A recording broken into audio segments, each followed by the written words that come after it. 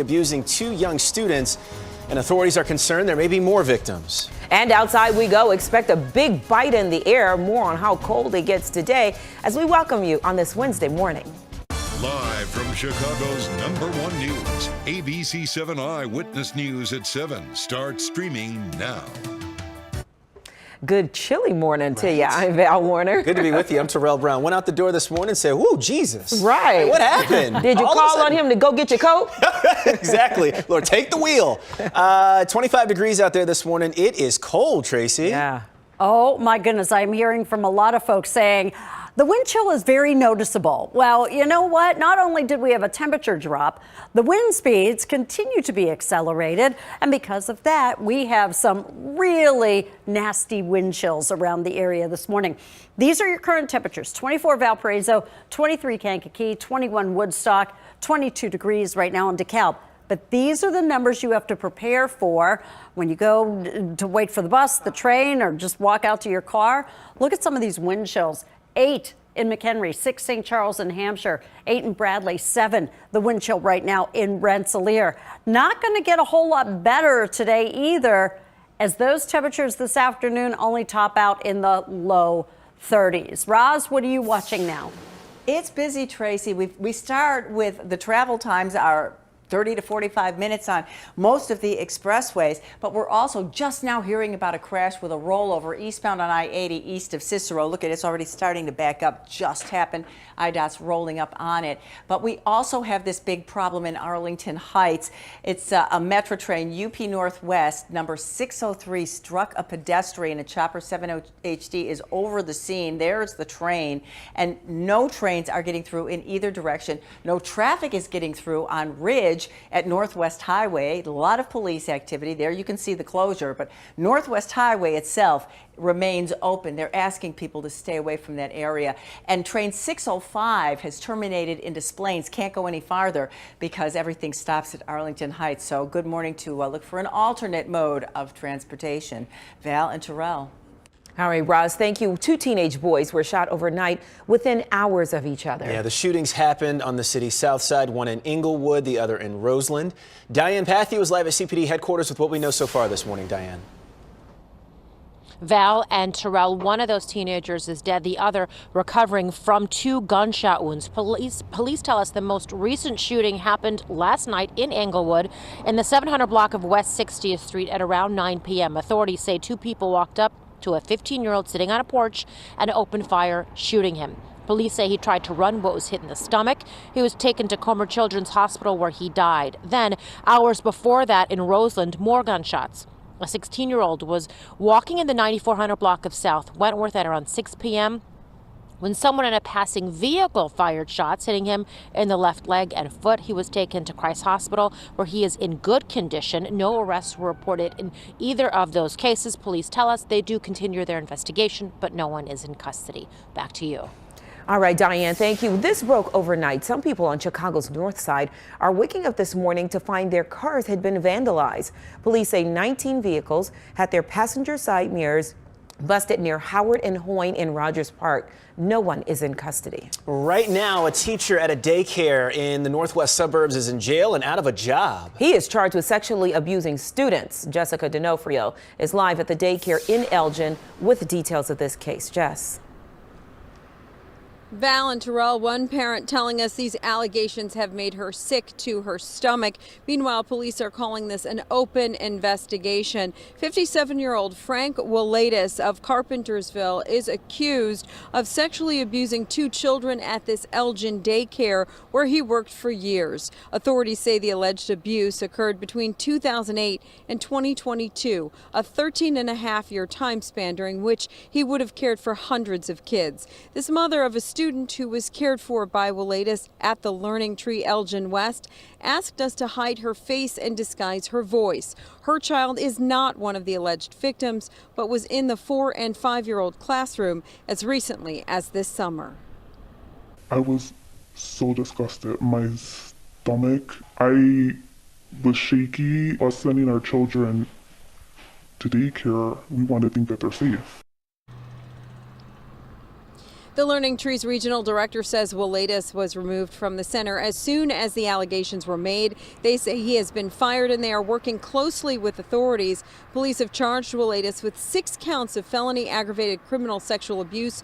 Prosecutors say some of the charges involve a 2008 case that has been reopened. Back then, no criminal charges were filed. The case was closed and Weletis was cleared to come back to work by the police and by DCFS. Val and Terrell, back to you. Jessica D'Onofrio in Elgin this morning. Jessica, thank you. Want to get to the 2017 murders of 2 teen girls in Delphi, Indiana, and we're finally getting our first look at evidence investigators say led to Richard Allen's arrest. A judge released previously sealed documents yesterday. Investigators say they recovered video from a phone that belonged to either Abby Williams or Libby German. One of the girls is heard on video mentioning a gun. The affidavit shows an unspent round was found near one of the bodies. Forensics tied that bullet to a weapon owned by the suspect. It's evidence, it's admissible in all likelihood, but it's not foolproof and it's subject to attack. And this case will rise or fall on the basis of that bullet. Allen was arrested and charged last month on 2 counts of murder. He has pleaded not guilty. Now to the race to avoid a crippling rail strike in this country just before Christmas. President Biden has asked Congress to act. The question, can Congress force the workers to accept the deal reached several weeks back? ABC's Alex Brachet is following this, and he joins us live now from Washington. Alex. Hey, Val. Yeah, the stakes here are incredibly high. The holidays are here, but also there's a lot of concern as to what a potential rail strike would mean for the economy. This morning, a fight to keep the trains on track. Washington trying to avoid a potentially catastrophic shutdown of the nation's railroads. A shutdown would have a devastating impact on the economy, upsetting supply chains and creating shortages, driving up the cost of everything from gas to groceries. I don't like going against the ability of unions to strike, but weighing the equities, we must avoid a strike. Jobs will be lost. In a letter, Speaker Nancy Pelosi prepping the House for 2 votes today. The first to consider to adopt the tentative agreement which was negotiated by labor leaders and railroad companies. The second to add 7 days of paid sick leave for railroaders. Under the Constitution's Commerce Clause, Congress can intervene and prevent a strike. The White House optimistic. Mr. President, are you confident you can avoid a rail strike?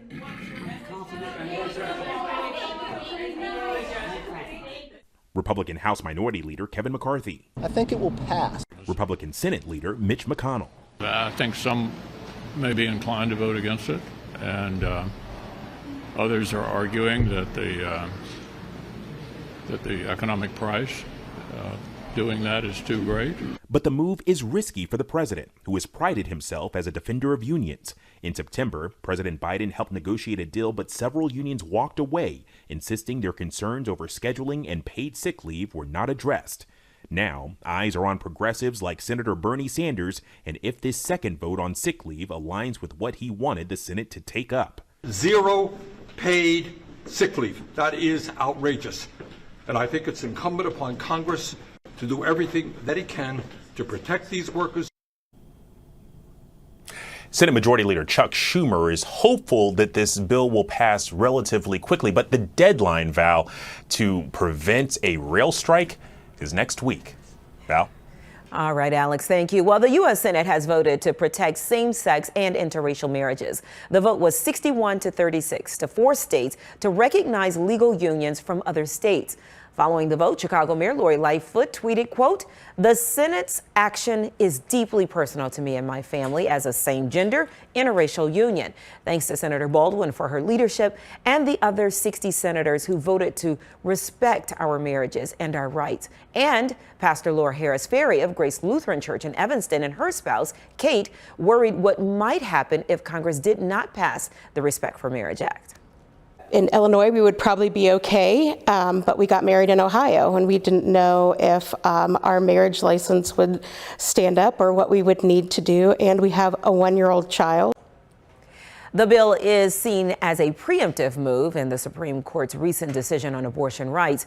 Justin Clarence Thomas wrote that perhaps it is time to reconsider protections for certain marriages. By passing this bill, the Senate sending a message to every American, no matter who you are or who you love, You too deserve dignity and equal treatment under the law. While this bill does not move the needle on same-sex marriage, this legislation will raise serious issues for religious liberty. The legislation will be sent to the House, where it is expected to get final approval. 10 past the hour, French President Emmanuel Macron is in the U.S. this morning. He and his wife were welcomed last night at Joint Base Andrews in Maryland. A state dinner and more are on the agenda.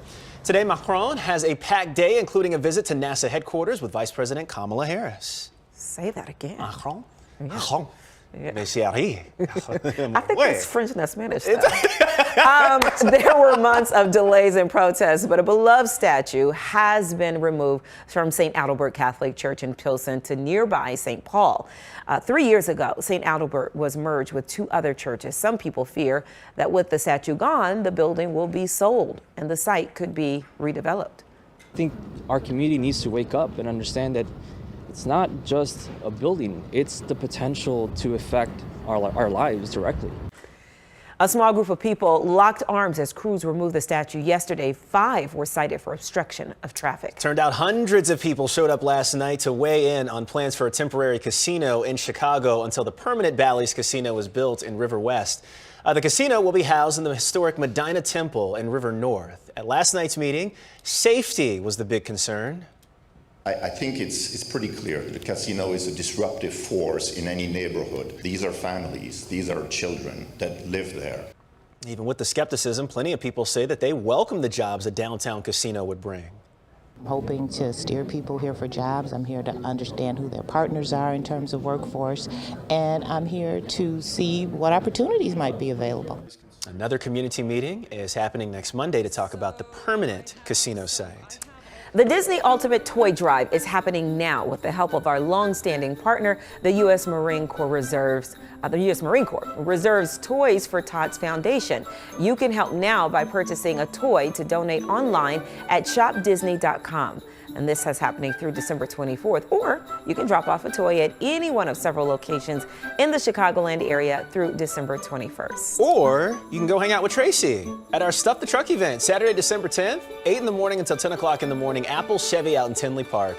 Got all the information on our website, abc7chicago.com. That's right. Just grab another toy when you're out already doing your shopping. That's right. Live and local news, just getting started this morning. Streaming out loud on the way. Violent storms are erupting across the country this morning. The storm system is putting tens of millions of people in jeopardy. But here at home, a very cold and blistery day ahead. Tracy's got your AccuWeather forecast coming up.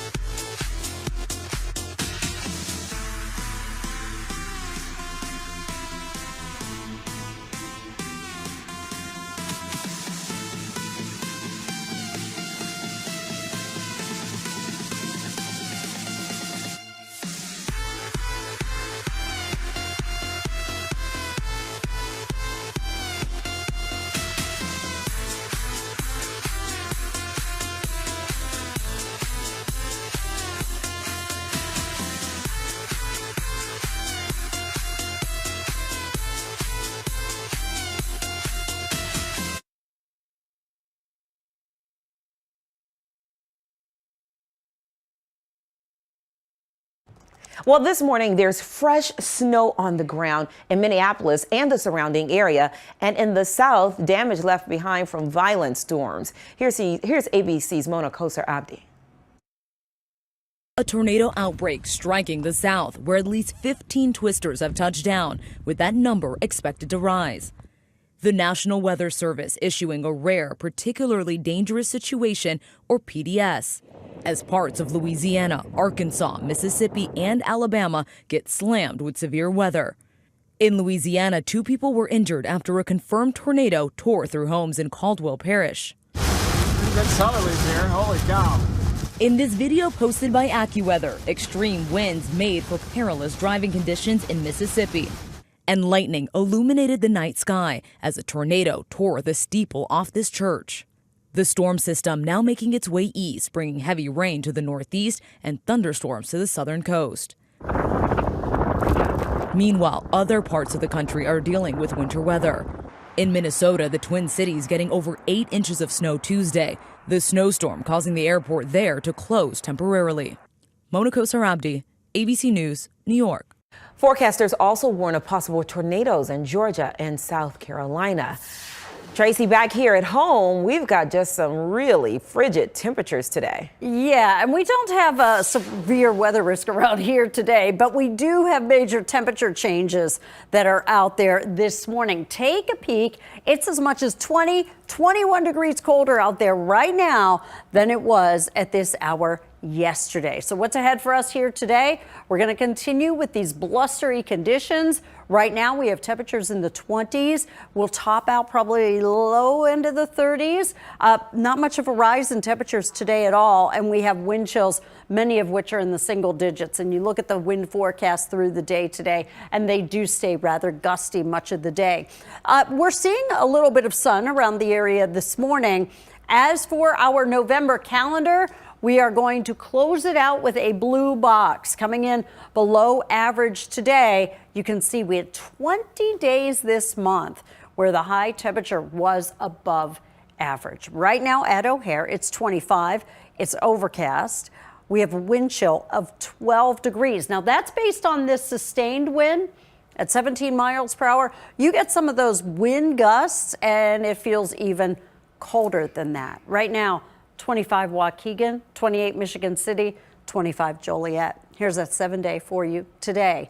Yeah, not much movement in the numbers. Tomorrow, still cold. Friday, yeah, we get a boost in the temperatures, but we'll bring back some strong gusty winds too. Ross? Not much movement in the traffic because we have a lot of bumper-to-bumper situations on the expressways here. We've had a lot of stalls and minor fender benders. We're hearing about one now outbound on the Edens at Winnetka. I heard that on the scanners as I was walking in here. But we also have this rollover crash that's really causing an increasingly long delay on eastbound I-80 at Cicero, so it's a little bit east of I-57. That was already backed up because of the construction, so the crash just makes it worse. It's hitting the brakes at Harlem. Off the expressways, we have a crash in Itasca at Irving and Rahway. That just happened. And up in the air with Chopper 7, they remain over Arlington Heights, where a very serious situation.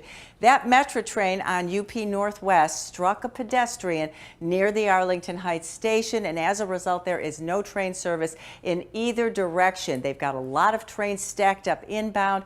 Outbound, they've got several trains, 605, 607, that are terminating at Des Plaines, turning around and continuing inbound. So everything's going to be off schedule for a while. You see the police presence there on Ridge. Ridge is blocked at Northwest Highway. So this is a problem not only for Metro riders, but also for vehicular traffic. Val and Terrell, it's kind of a mess out there. Yeah, been a busy morning. Ross, thank you so much. We're still streaming this morning after 2 years of extensions. The final deadline to renew your Illinois driver's license is coming up fast. More on that in 90 seconds. Hang on. Eyewitness News streaming at 7 continues after a break.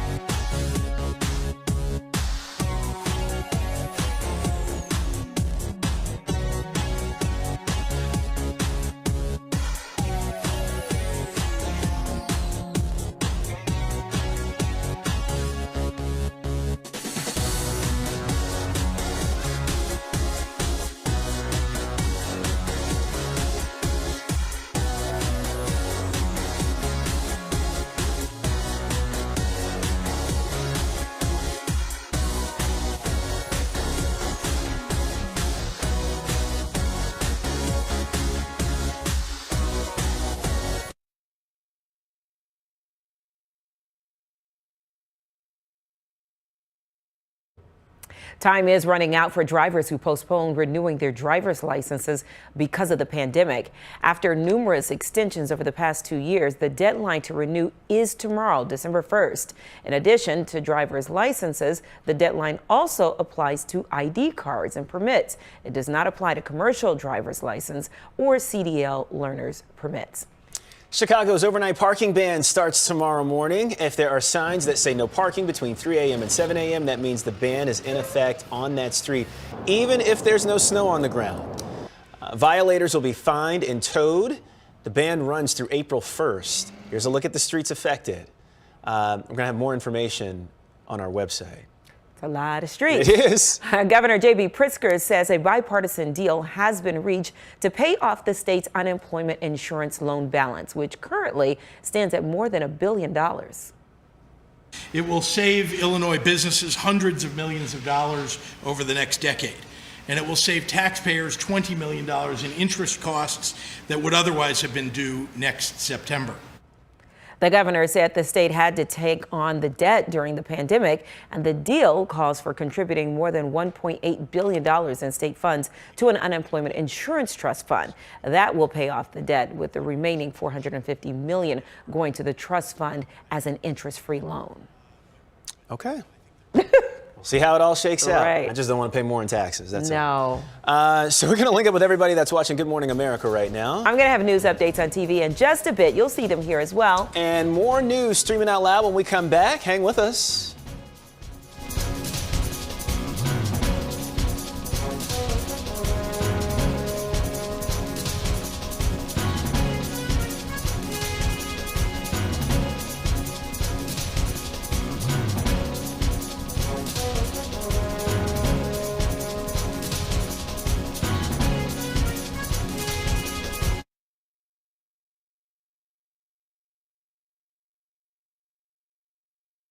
Now, an update from ABC 7 Eyewitness News. Good morning at 7:23. I'm Val Warner. Chicago police are investigating after 2 teenagers were shot in separate incidents on Chicago's South Side. One of them has died. The latest incident happened around 9 last night in the 700 block of West 60th Street in Englewood. Authorities say 2 people walked up to a 15-year-old boy sitting on a porch and started shooting at him. He died later at the hospital. Just 3 hours earlier, a 16-year-old was shot in the 9400 block of South Wentworth in Roseland. He was hit in the leg and foot, but is expected to be okay. No arrests have been made in either case. Let's get a check of the ABC 7 AccuWeather forecast with meteorologist Tracy Butler. Tracy. Hi there, Val. Very good morning to you. Very cold morning awaits you as you head outdoors this morning. 25 right now in Waukegan, 24 at Midway, 24 in Kankakee, and 24 degrees now in Valparaiso. Look at these wind chills. Oh, goodness gracious. 8 is the way it feels in Morris. Feels like it's 14 in Zion, 16 in Westville, and 9 is your wind chill right now in Bradley. Today's high temperatures, not that high at all, coming in on the lower end of the 30s most likely, and it is going to remain a windy Wednesday. We'll take a break, Roz, after this. Now's the time for a healthy start. So let's move. Let's rest and recharge. And put our health first. Let's be well. To do that, let's eat well. Breathe deep.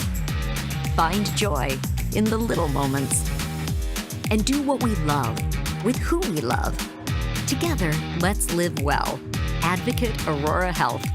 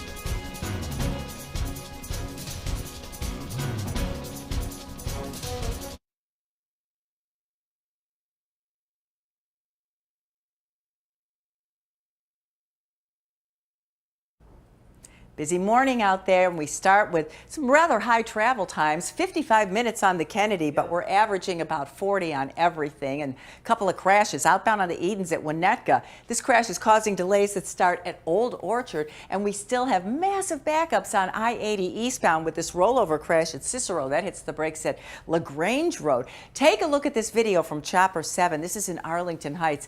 Metra, UP Northwest, train 603 struck a pedestrian. Nothing getting through. Train service is very disrupted.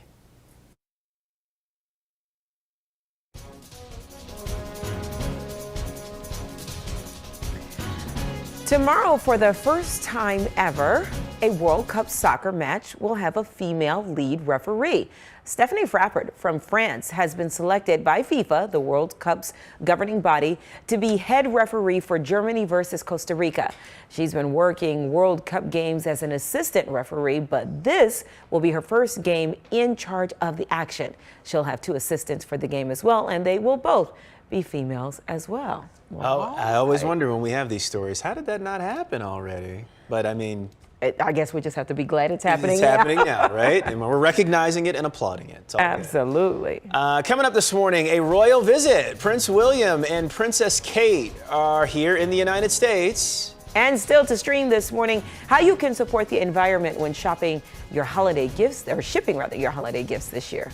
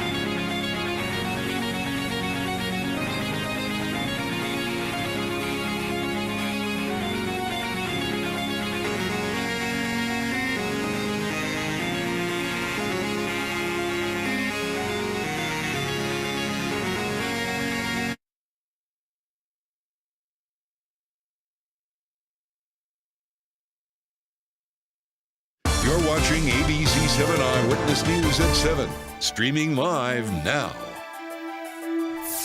Let's take a quick look at some of the stories that we'll be watching for you today. The resignation of Chicago Alderman George Cardenas takes effect today.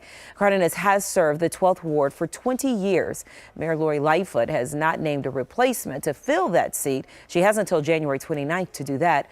Cardenas has been elected to the Cook County Board of Review. A former Kankakee pastor is set to be sentenced today. He's charged with sexually assaulting a man with disabilities. Richard Jacklin was found guilty in June. Prosecutors say the victim was a 39-year-old patient at the Shapiro Development Center. Jacklin worked there. While sentencing is scheduled, the defense is expected to present a motion for a new trial. And new images from inside this year's All-State CTA holiday bus. It will be on the numbers 56 Milwaukee route. You can catch a ride between 12:45 and 7:35 p.m. Head to our website to track the bus all this season. Good morning, everyone. I'm Val Warner. Welcome back. Hey, everybody. In bottom of the hour, I'm Terrell Brown. Let's go outside, see what's going on this morning. So we know it's cold out there at our hair right now. And Tracy, I don't think we talked about it a whole bunch this morning. By the end of the week, is there still a 50-degree day in the forecast? You have paid attention in class. I'm very impressed. You get, what can I give you? Oh, I got to think about that. A salad? That's right. Something to eat, a nap. I got a list. I think I have a lifesaver in my office. Oh, there you go. Okay, all right. Well, this morning we are getting some patches of blue out there amidst some clouds, but we are also getting some very strong wind gusts in the area this morning, too. Right now, you look at these temperatures, 24 degrees in Kankakee, 22 in Woodstock, 24 Valparaiso, plan on these wind chills in the single digits and teens. Roz?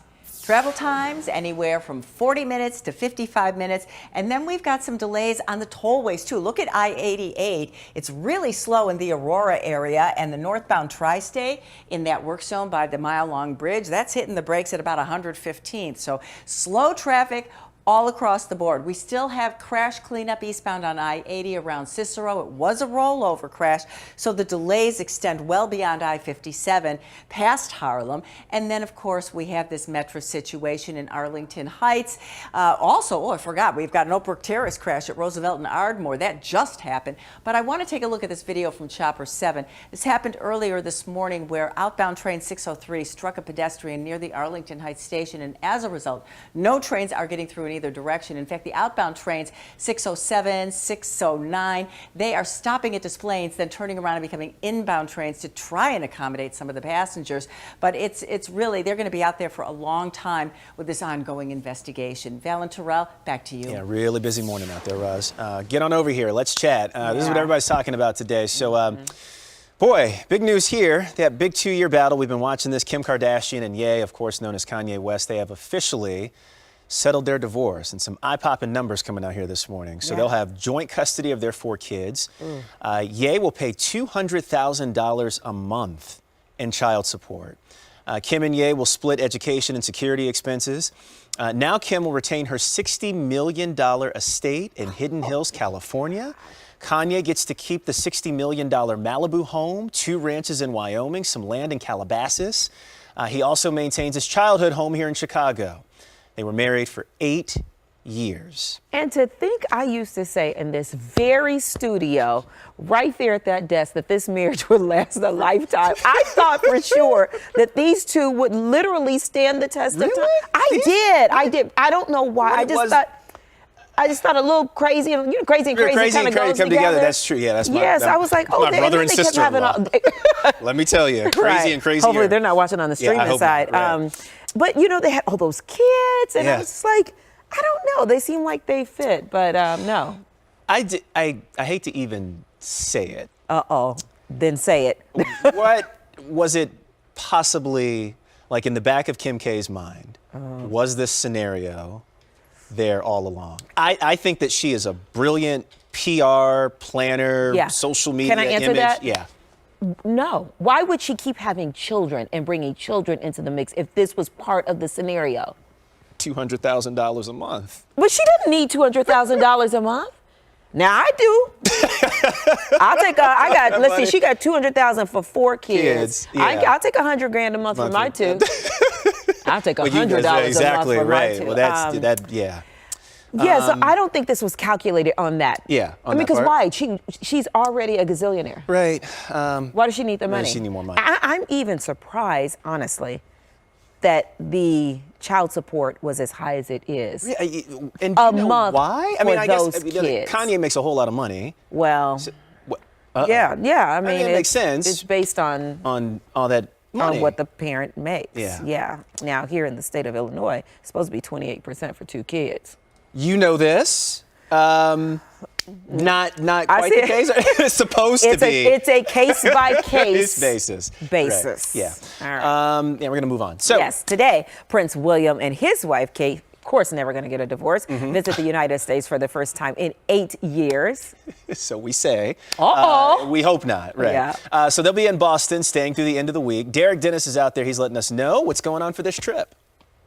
This morning, coming to America, the Prince and Princess of Wales, William and Kate, arrive in Boston today for a 3-day visit.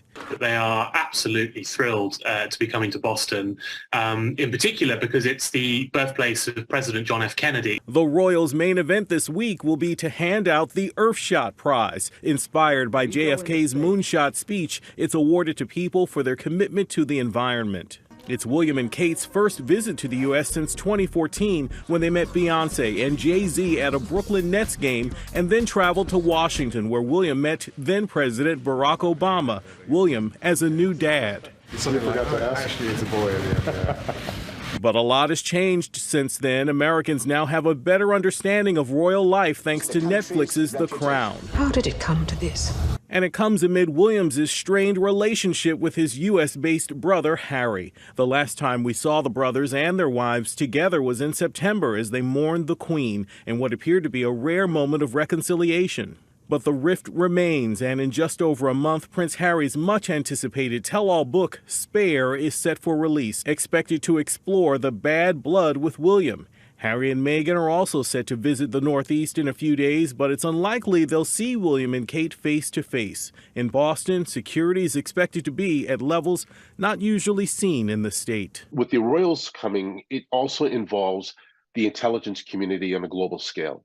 William and Kate's itinerary includes a stop at Boston City Hall to visit the mayor, the JFK Presidential Library and Museum, a visit to a tech startup, and a stop at Harvard University. By the way, President Biden is also visiting Boston on Friday. No word yet if he'll meet William and Kate.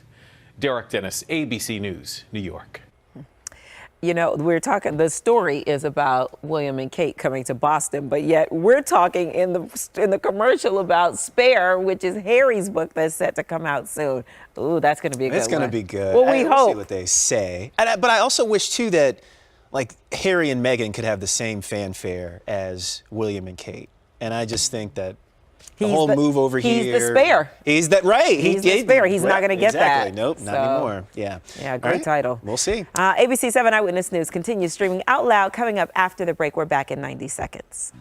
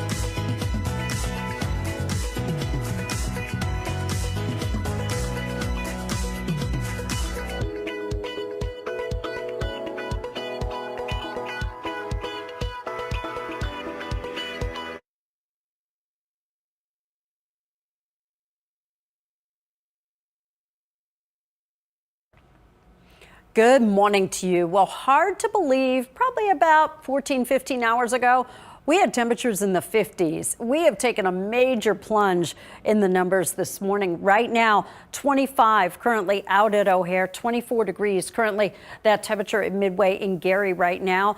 Yeah, not reporting, but I can tell you it's probably around 24 over that way, 24 right now in Kankakee. Wind chills. These are the numbers you really have to pay attention to and be prepared for, with wind chills that are in the single digits throughout the area this morning. Today, those high temperatures coming in only in the low to mid 30s. We're going to close out the month of November with below average temperatures. Tomorrow coming in below average as well. Friday, look at this. We get up into the 50s here Friday. I wouldn't be surprised, though, we end up with a wind advisory of some sort. Friday into Saturday, a very strong cold front is coming our way, and that will lend itself to some very gusty winds. So that 50 on Saturday is kind of misleading. It happens very early in the day, and the temperatures crash throughout the day. Roz? Yeah, I got a lot of 50s in my travel times because it is very crowded out there. The big picture tells a big story. We have a lot of congestion. This outbound delay on the Edens from the junction, most of the way to Winnetka's because of an earlier crash. It is starting to loosen up a little bit, but we've got travel times anywhere from 50 minutes to an hour 5 on that inbound Kennedy. And we've got tollway delays. The tri-state northbound from the Ike to the Kennedy is pretty slow in the O'Hare corridor. So give yourself a lot of time this morning. You're really going to need need it. The other main situation we're keeping an eye on is this metro delay on the UP Northwest. Now we've got cancellations. Take a look at this video that was taken earlier from Chopper 7. This is over Arlington Heights. It was train 603 that struck a pedestrian near that station. And Metra, they just tweeted out it's going to be a couple hours until they're able to finish the investigation and open up that to trains. So we've got delays and cancellations. We have vehicular traffic on Ridge at Northwest Highway that's blocked. Avoid that area completely. Val and Terrell, back to you. Well, I'll take it from here, Roz, because you know what? 'Tis the season for gift giving, and this morning we want to help you with creative ways to wrap those holiday gifts. A local woman from Woodridge is helping us with just that, and she is Hillary Vincent. She went from wrapping gifts in her home, just a hobby, now partnering with a national hotel chain, and this morning she has a free offer for everyone at home. Hillary is joining us this morning live. I'm Good so morning, excited Tracy. to see you. Hi, you're at the Lowe's Chicago O'Hare Hotel. I know you're there. So let's start. How did your business blossom into something so much bigger than you could have imagined? Well, I started, I've been doing wrapping for many years for family and friends and fundraising. And last year I decided to take a chance and kind of broaden my circle. And this year, through the power of social media, I got in contact with the director of sales and marketing here, and they are putting on a great holiday campaign, and I get to be a big part of that. So it's very exciting. Well, tell us more about that big part, because we mentioned earlier you're offering complimentary gift wrapping this weekend, right? Yes, actually, I will be at the Lowe's O'Hare Hotel the next 3 weekends on Saturdays and Sundays from 11 to 6, and we are offering complimentary gift wrapping. It's open to everyone. You do not need to be a guest here at the hotel, and you can come on over, get your gifts wrapped. And in addition to that, we're offering drink coupons to enjoy a festive drink at the hotel restaurant. So it's just a win-win for everyone. I was going to use those words too. Now, okay, let's get into some simple tips for folks who want to wrap their own gifts. Any ideas?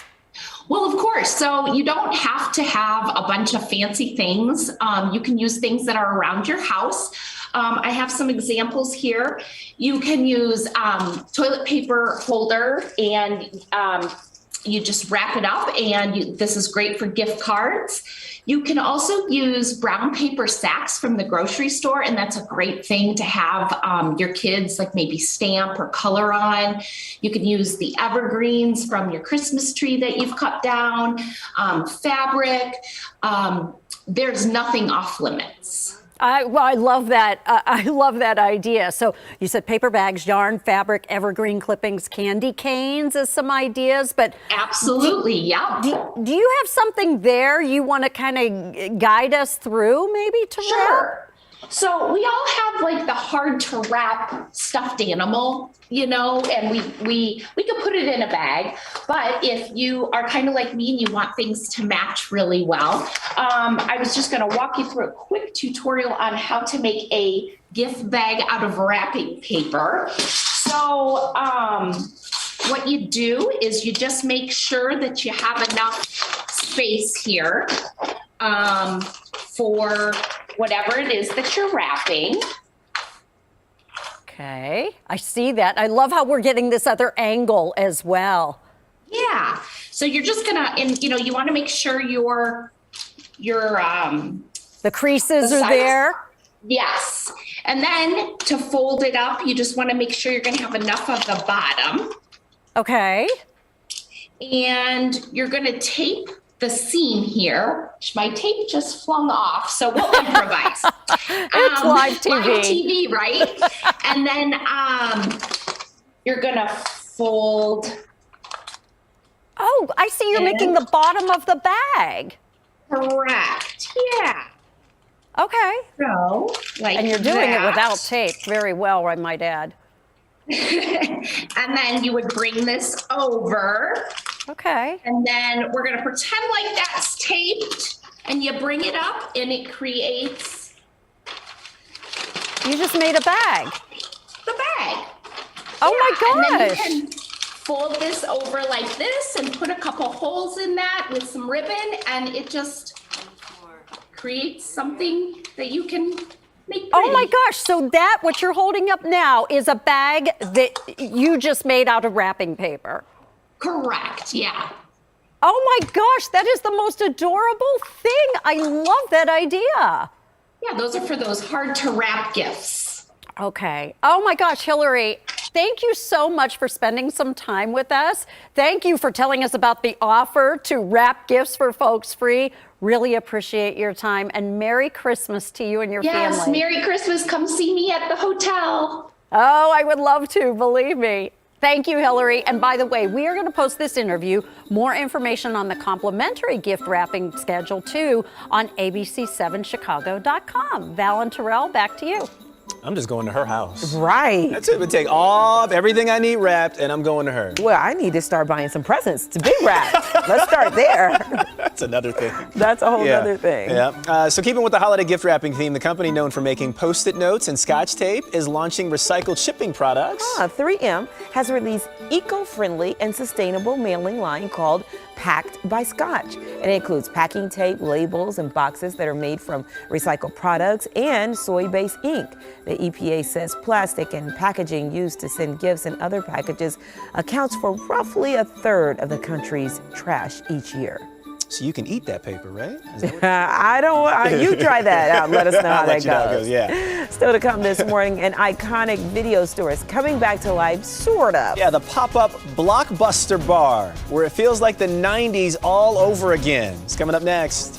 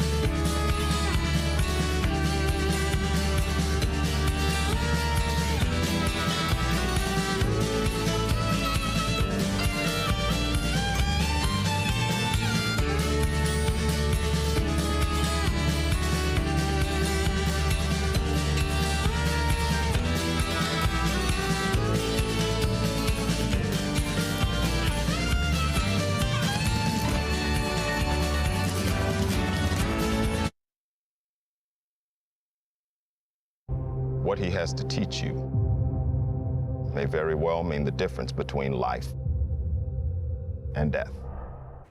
I need to watch this movie. Oh, well, it's back in theaters. Yeah. Oh, yeah, Top Gun Maverick. Zooming back. There it is. Paramount is re-releasing the Blockbuster sequel, and it's already grossed nearly $1.5 billion worldwide at this point.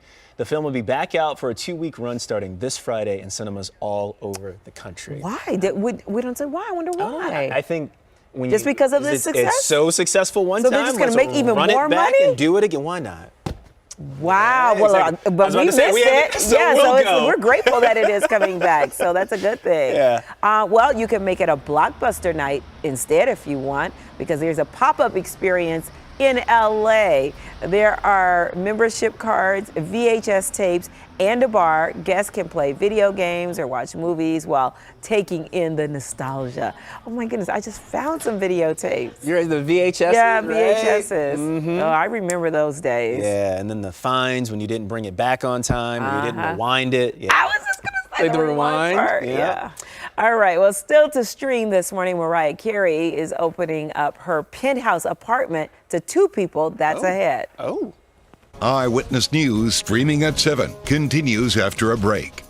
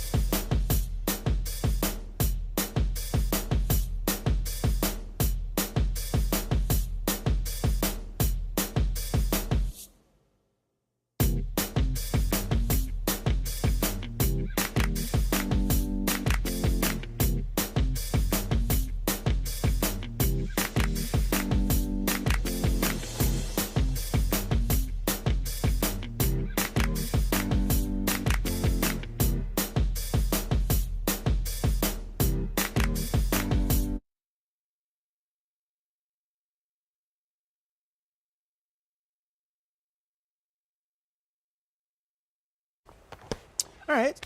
So, Mariah Carey is opening up her fab Manhattan penthouse to 2 lucky fans. Yeah, for an ultimate holiday experience. For just $20.19, her guests will enjoy a cocktail hour and photo shoot at her apartment. Also, a 3-night stay at the Plaza Hotel in New York.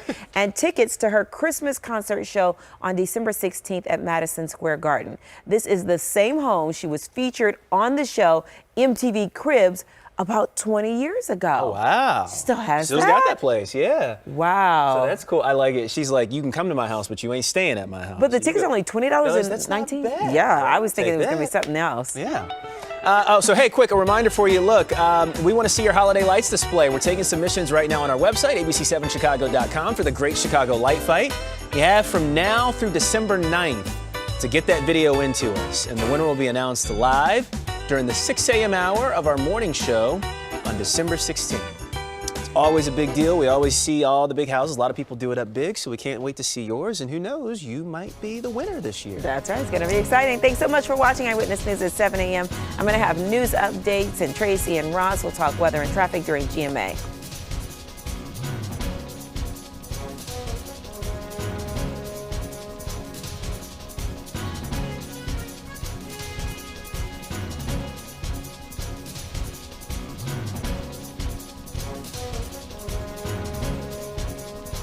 This has been Eyewitness.